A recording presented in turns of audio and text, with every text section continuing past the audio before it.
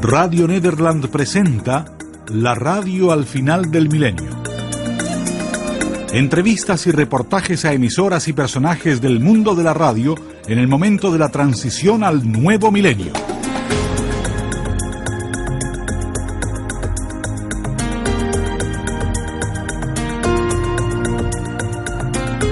Durante el transcurso de esta serie hemos venido ilustrándoles todo tipo de emisoras. Hoy es el turno de la radio comunitaria. Sobre eso podríamos hablar horas enteras, ya que la radio comunitaria tiene diversas formas y metas. Como solo contamos con pocos minutos, lo haremos conversando con una de las figuras más conocidas en ese terreno y a quien muchos de ustedes reconocerán de inmediato. Y para no hacerlos esperar más, él seguidamente se presenta. José Ignacio López Vigil. Soy director de Planeta Radio, uno de los programas de nuevas tecnologías que combinan la radio y el Internet de AMARC, la Asociación Mundial de Radios Comunitarias. AMARC fue un sueño, es un sueño que comenzó hace unos cuantos años, concretamente en el año 83 en Canadá. Radialistas de todo el mundo se reunieron en el marco del Año de las Comunicaciones. Y aquello al principio parecía poquita cosa, pero fue creciendo como los buenos árboles. Unos años más tarde, en el año 90, fundamos mi compañera Tachi Arriola y yo, la Oficina de Servicios para América Latina y el Caribe. La comenzamos en Lima y después la mudamos aquí a Quito, donde estamos conversando ahora. Y pues ya cumplimos 10 años de la Oficina Regional de América Latina y el Caribe, y también hay oficinas de AMARC en África, en Europa, en Asia, en América del Norte, en todas partes, porque este asunto de la radio comunitaria es agradablemente contagioso. ¿Qué papel desempeña dentro de AMARC el componente latinoamericano? Desempeña un papel muy importante porque no hay que olvidar que en América Latina las primeras experiencias de lo que se llamó radio educativa en aquella época, en el año 47, se levantó la primera antena de una radio educativa en Colombia, la conocida Radio Sutatensa, y 5 años más tarde los mineros bolivianos reclaman frecuencias de radio para intercomunicar sus trabajos sindicales. Y desde entonces hasta ahora en todos los países de la región ha habido experiencias de radio, fíjate los diferentes nombres: radio educativa, radio comunitaria, radio popular, radio participativa, indígena, libre, un montón de nombres, pero con un desafío común que es democratizar la palabra. ¿Y tú cómo llamarías a esa radio? Pues yo le llamaría una radio apasionada.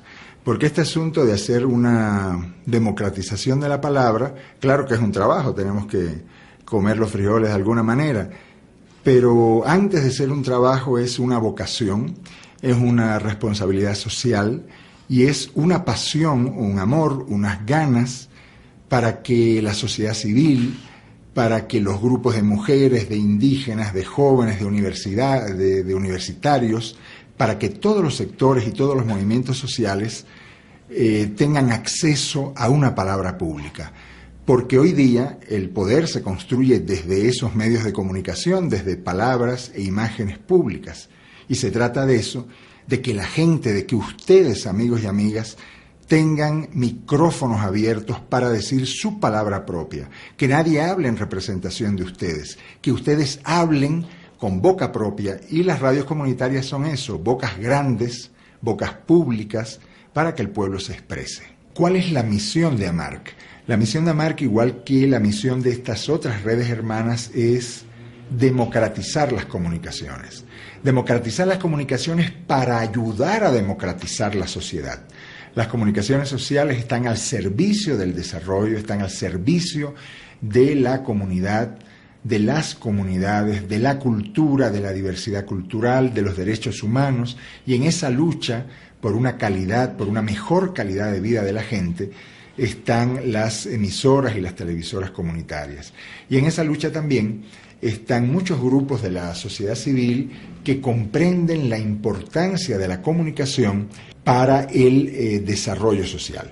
Esa misión democratizadora de AMARC, de la Asociación Mundial de Radios Comunitarias, que es lo que define nuestra misión, de nuestra responsabilidad, se une, como digo, a la de muchos otros actores de las comunicaciones y se une también, por supuesto, con los colegas de Radio Nederland y de otras emisoras de servicio público que tienen la misma misión que nosotros, cómo aportar al desarrollo de la gente desde los medios de comunicación.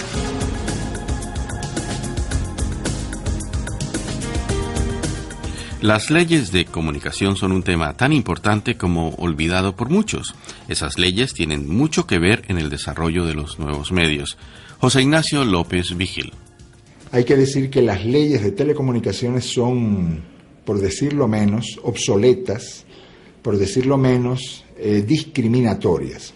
¿A qué me refiero cuando hablo de leyes discriminatorias? Que los estados se han confundido un poco respecto a las frecuencias de radio. Los estados no son dueños de estas frecuencias de radio y de televisión, sino es la comunidad internacional. Como bien define la UIT, la Unión Internacional de Telecomunicaciones, es esa comunidad internacional la titular, la propietaria de las frecuencias de radio y televisión que los estados obviamente administran.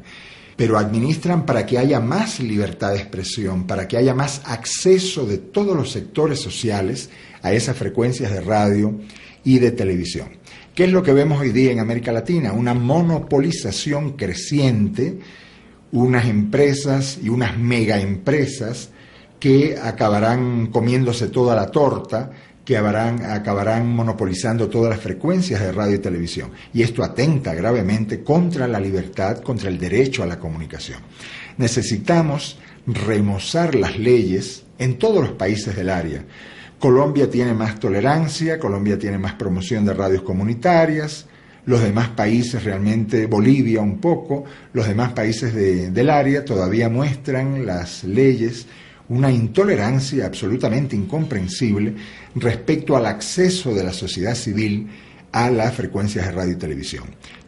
Necesitamos emisoras de radio y de televisión administradas por comunidades indígenas, por comunidades campesinas, por grupos de mujeres, por movimientos sociales, por ecologistas, por jóvenes, por universidades, por todos los sectores que actualmente están excluidos, que no buscan fines de lucro, sino que buscan servicio a la comunidad.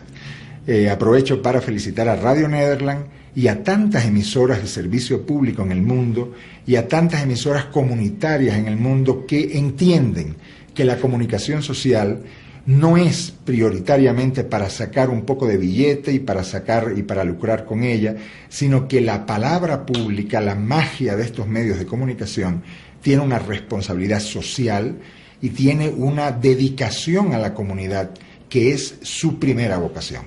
Al remozar la legislación de telecomunicaciones en los países, a veces se olvida la posibilidad que hay de la telecomunicación que viene de fuera.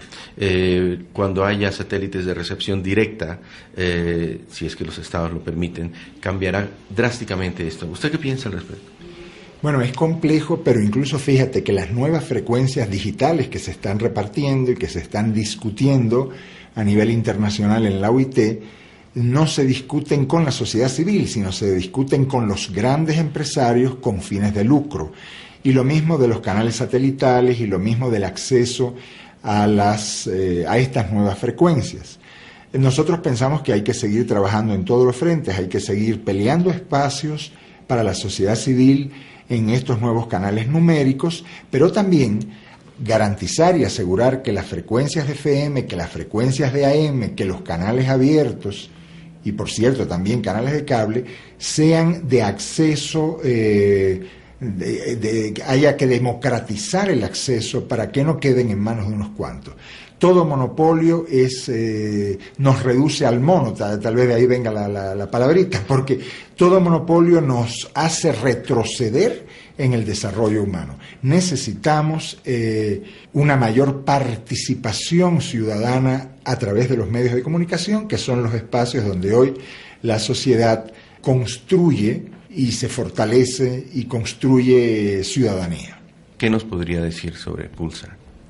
Pulsar. Pulsar, que es una palabra astronómica, son esas estrellitas de neutrones tan puntuales, tan lúcidas, que son metáfora del buen periodista. Y nosotros hace unos años, exactamente 4 años y medio, comenzamos en AMARC a desarrollar una agencia informativa con perspectiva ciudadana, con ámbito latinoamericano, a través del Internet. ¿Por qué nos metimos en eso?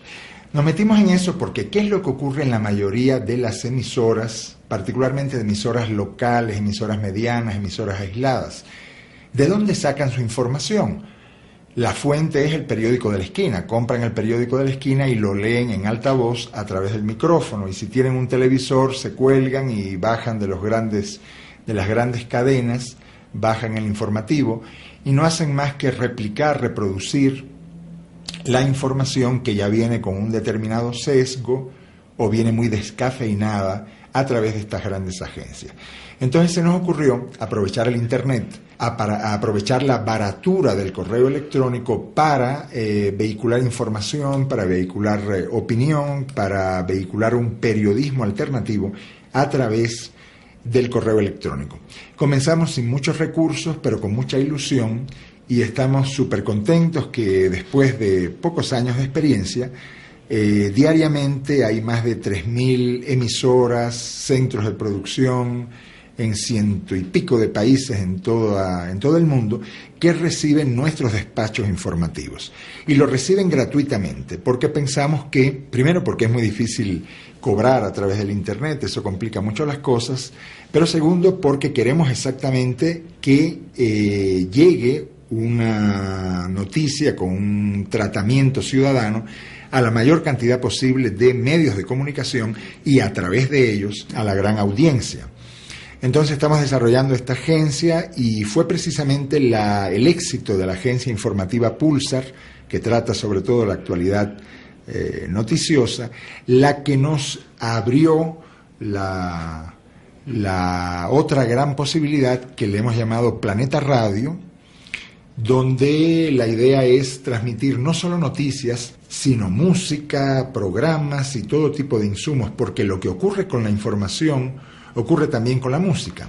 Suponte que yo tenga una radio comunitaria, qué sé yo, en Guatemala. ¿Qué música voy a pasar yo? La que me dan las disqueras. Pasaré a Ricky Martin, a Shakira y a los que están al ranking que me imponen las disqueras. Si yo quisiera transmitir una música de África, ¿dónde la encontraría? En ninguna parte. Pero si quisiera incluso transmitir música de los indígenas otavaleños de Ecuador, y estoy en Guatemala, ¿cómo accedo a ello? No puedo. Hoy día el Internet nos brinda una plataforma de intercambio musical, de intercambio noticioso, de intercambio dramático, de todo tipo de producción radiofónica que fortalecería las programaciones locales de estas emisoras.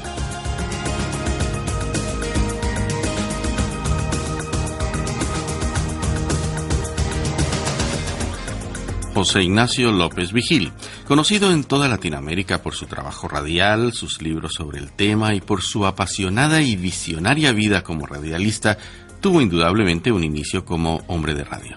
José Ignacio, ¿cuál fue tu motivación?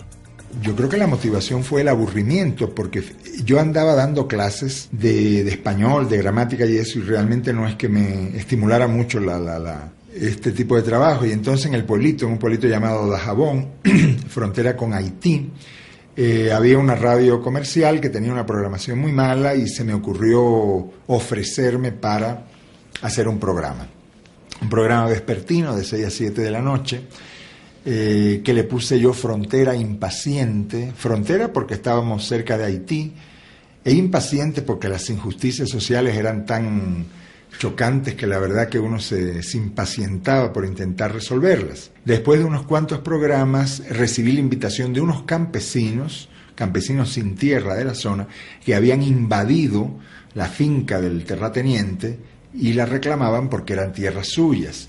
Y yo me fui con mi grabadorita de cassette a entrevistarles. Como la cosa estaba bastante caliente, la entrevista se hizo a medianoche. Y al día siguiente yo voté por la radio, voté por el programa mío, la voz, las denuncias, los reclamos de estos campesinos, ¿no? para mí muy importante porque descubrí que lo más importante no era que la denuncia la hiciera yo o que la protesta la hiciera yo, sino que la hiciera la misma gente. Que la primera vocación del radialista es abrir micrófonos para que la gente hable, permitir la irrupción de la palabra popular. Por supuesto, como la situación se fue haciendo cada vez más compleja, perdí el programa de radio, el director entendió que no le convenía ese tipo de protesta popular. Los campesinos siguieron en sus luchas, reclamando lo suyo, y yo continué en las mías, y en las mías fue descubrir una radio que para hacerlo tiene que estar cerca de la gente. Una radio participativa que se hace en la calle, en la plaza, en medio de la gente, en medio de las mujeres, en el mercado, dando voz, no a los que no tienen voz, porque el pueblo tiene voz, la gente no es muda, sino devolviendo la palabra, devolviendo la voz pública a todos los sectores sociales. Y ahí me inicié en la radio y creo que lo que más y mejor he aprendido es que la radio o se hace con la gente o incluso deja de ser radio. Yo tenía un amigo que decía, el mejor teatro hasta se puede hacer en una sala de teatro, como diciendo el lugar natural del teatro es la calle. Creo que para la radio vale lo mismo. La buena radio hasta se puede hacer en una cabina, pero es más sabrosa hacerla en medio de la calle, en medio de la gente, en medio de la palabra popular. ¿Y qué otro consejo darías a estos muchachos y muchachas que quieren empezar a hacer radio ahora? Que le metan pasión al asunto, que se enamoren. Esto de la radio es como un enamoramiento que usted ya después no puede salir de él. Como un bichito que pica y no te puedes dejar de estar con esa pasión por la radio, porque en el fondo la pasión de la radio es la pasión de la palabra, es la pasión del diálogo, es la pasión de hablar y sobre todo de escuchar. Aventúrense, arriésguense a hacer radio y verán que les gusta. Arriésguense a trabajar con micrófonos, no se dejen solamente encandilar por las cámaras, arriésguense a trabajar con micrófonos, acercar los micrófonos a la gente y verán cómo les gusta.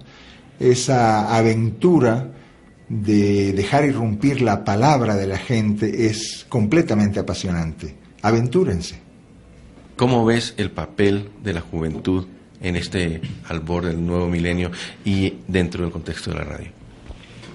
Bueno, hablar de radio sin hablar de juventud es perder el tiempo, porque un medio de comunicación como la radio se nutre de la creatividad, y la creatividad está en los jóvenes y las jóvenes. La creatividad está ya no en nuestra generación, sino en ustedes, gente joven, que a veces se quedan muy encandilados ustedes solamente por la televisión o por otro tipo de medios visuales, y creo que se llevarían una gran sorpresa si se asomaran al apasionante mundo de la radio, a este medio, a esta pantalla más grande del mundo, como decía Orson Welles.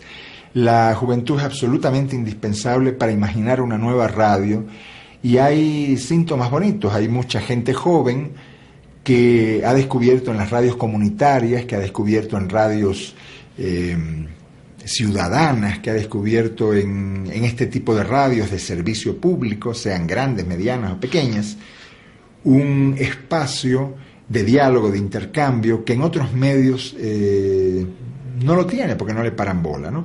Entonces hay una presencia creciente de la juventud en las emisoras, y la verdad que nosotros los que ya doblamos la curvita de los 50, nos alegramos de esa presencia entusiasta de la juventud, porque sin ustedes, ¿qué haríamos nosotros?